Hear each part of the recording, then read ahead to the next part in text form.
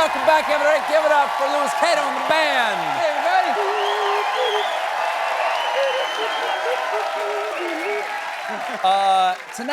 Tonight we got two fantastic guests, as always, but I'm particularly excited about our two guests tonight. One is one of my favorite actors from Star Trek, Starfleet Academy. Paul Giamatti will be here. And the great writer-director Ryan Coogler will be out here. Talk about Sinners and some other stuff. Now, folks, if you watch the show, you may have heard The Late Show will be going to a farm upstate in May. It's going to be great. We can run, chase rabbits. We're going to be so much happier. And since we'll be moving out of the Ed Sullivan Theater at that time, we thought it might be a good idea to sell off some of the great stuff that we've acquired during our decade here at the Sullivan, and then donate the proceeds to Jose Andres World Central Kitchen, which is a fantastic organization that feeds people in times of crisis. Now, back before the holidays, I was joined by Paul Rudd, star of both Ant-Man and Your Aunt's Sexual Fantasies, and we launched a home shopping segment to auction off artifacts from The Late Show, as well as some great items Paul contributed, though he did refuse to sell the painting in his attic that decays while he remains young. And I'm happy to say, thanks to the generosity of you good people out there, that auction raised an impressive grand total of $169,727.99. And tonight, I am announcing that I, Stephen Colbert, will personally be matching and thereby doubling that $27.99.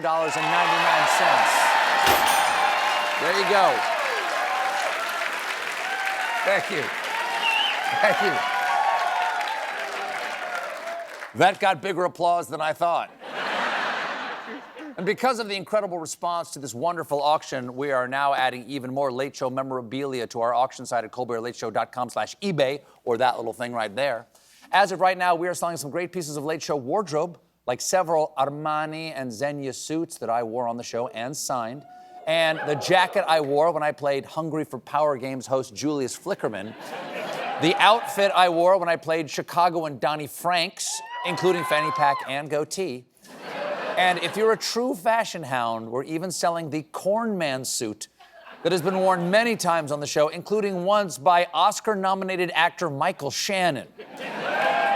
Is this the role that got him the Oscar nomination? No. Is it the role that cost him the Oscar? Quite possibly.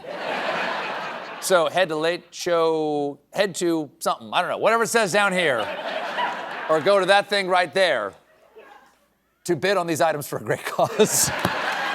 Let's just keep going. Just keep going.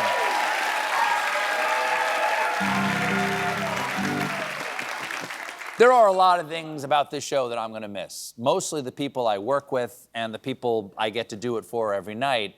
One thing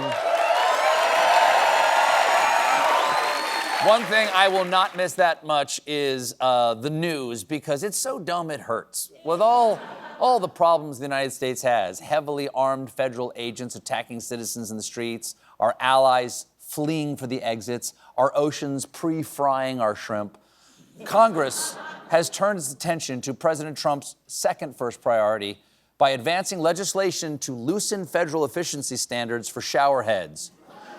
Grandpa, what did we do when our nation was falling into fascism? We made sure the showers were strong enough to penetrate every fold and cranny of a president who isn't limber enough to wipe. Grandpa, what's a shower? You mean the communal scraping rock? No, it was a wet little room where we went into to cry. The bill, really an actor. The bill is called the Saving Homeowners from Overregulation with Exceptional Rinsing, or Shower Act. Exceptional rinsing?